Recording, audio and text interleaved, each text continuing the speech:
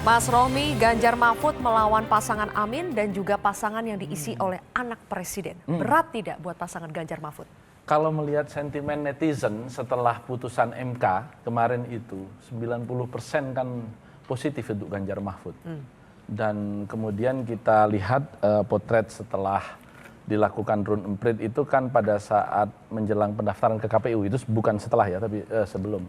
Kemudian menjadi imbang begitu. Artinya energi positif dari masyarakat hari itu yang kemudian merasa ada masalah dengan MK dan direpetisi, diulangi kembali oleh Pak Arief Hidayat sebagai hakim yang menyampaikan dissenting opinion.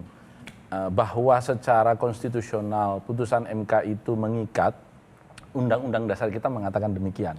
Tetapi publik menyadari bahwa ada masalah di proses dan amar putusan, yang itu kemudian menjadi melapangkan jalan Mas Gibran untuk menjadi calon wakil presiden. Kita tidak anti dengan anak muda, sangat welcome dan itu wajib karena mereka lah yang merupakan bagian terbesar bangsa ini. Tetapi cara untuk mencapai itu yang kemudian menjadi tema pada malam hari ini, enaknya jadi anak presiden ini yang kemudian menjadi pembelajaran yang tidak bagus untuk anak muda yang lain. Yang kedua, putusan MK ini kalau kita lihat menjadi persoalan serius ketika anak umur 21 tahun, saya katakan anak ya karena kita usianya sudah 2 kali lipat di atas itu. Umur 21 tahun yang baru dilantik 1 hari karena dia terpilih menjadi anggota DPRD kabupaten. Katakanlah di salah satu kabupaten yang 300 suara sudah menjadi anggota DPRD, di beberapa kawasan timur Indonesia misalnya, dia boleh jadi wakil presiden dan jadi presiden.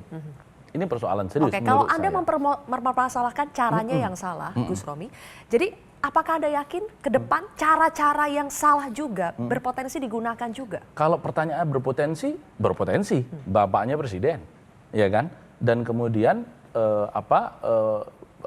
para penyelenggara pemilu dan para pengawas pemilu itu apapun adalah aparat yang bisa dikatakan meskipun secara cabang dia bukan merupakan secara politik bukan merupakan eksekutif, tetapi dalam pengkamaran trias politika dia tetap saja eksekutif judulnya.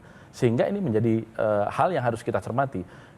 Hari Senin kemarin saya menyampaikan tanggapan selamat kepada Pak Prabowo yang akhirnya mendapatkan jodoh yang diimpi-impikannya, karena memang dalam beberapa kesempatan Mas Gibran sendiri menyampaikan sudah dilamar, kemudian sampai sudah 5 kali begitu. Artinya memang Pak Prabowo sudah, saya yakin, berhitung betul dengan segala macam bentuk negativitas yang tercipta. Nah, tetapi saya juga mengingatkan ada 271 pejabat kepala daerah yang itu adalah SK oleh presiden dan menteri dalam negeri yang aparatnya presiden. Dan kemudian yang kedua, kita juga tahu persis presiden adalah panglima tertinggi TNI dan Polri. Sehingga memang kita harus mencintai presiden kita dengan cara menjaganya untuk tetap seperti kata FIFA fair play. Begitu.